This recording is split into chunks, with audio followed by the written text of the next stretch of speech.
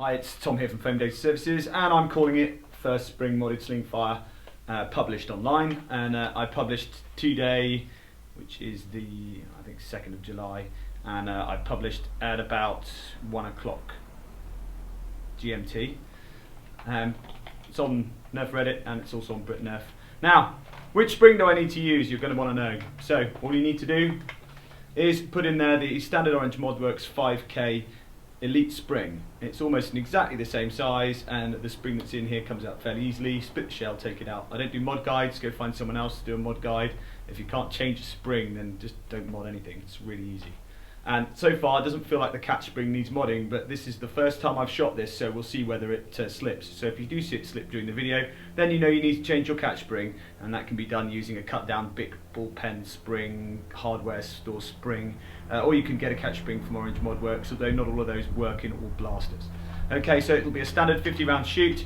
I am going to reuse the darts from last time. I know this goes against my normal protocol, but to be honest, this isn't a product that somebody is selling specifically for the Slingfire, and I don't feel that it's going to be a big contentious issue. If you put a bigger spring in something, it shoots faster. So I'm not going to use new darts because I only have 2 boxes left. I need those for other things. So these darts have been fired twice. They're going to go over the chrono, and we'll see whether we get improvement from last time. You can hear the prime's no different because you have the gearing in here. You've got mechanical advantage on the lever. It doesn't feel any heavier. It doesn't feel like the lever's going to snap or that I'm going to end up with a broken Slingfire. But obviously you're putting more strain on the gear train, specifically if you're going to be a swing cocking moron, or if you are somebody who likes to really rattle the action fast. If you're going to try and slam fire this, which it's kind of not really for. But okay, so you can see I was having a little trouble putting the mag in there, and I just went and quickly opened it to make sure there was nothing amiss inside. There wasn't. There is a little lock in here that prevents you from putting the mag in unless the bolt is fully retracted. And obviously with the new spring in, the bolt needs a little bit more force to retract it, and so you do have to be a little more careful. And it does load clean now. There you go. It's loaded clean. So we can get on with the test.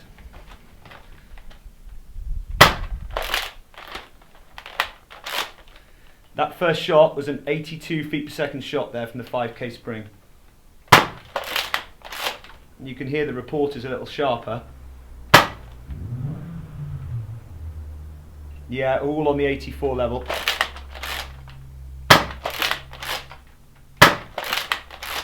Note, the air restrictor is in. I never take the air restrictor out of my blasters because my kids play with them, and I think it's not really worth it with the Elite line.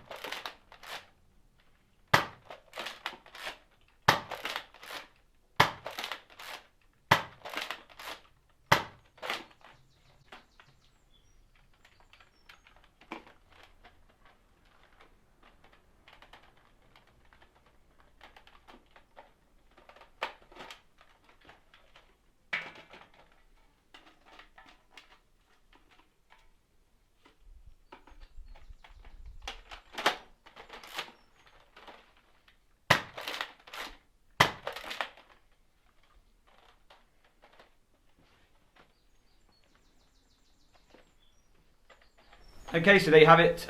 Putting that 5K spring in does give you a significant improvement, pushes your average back up into the 80s. And to give you an idea, those of you that are still stuck in the last century and actually refer to ranges as a thing, that will put you up to the top end of over elite distance. So you'll be talking about 75 feet maybe, with a kind of tilt, a little tilt like that. Okay, so we're just reviewing the results for the Nerf Zombie Strike Slingfire, and this is with the 5 kilogram Orange Mod Works general purpose elite spring.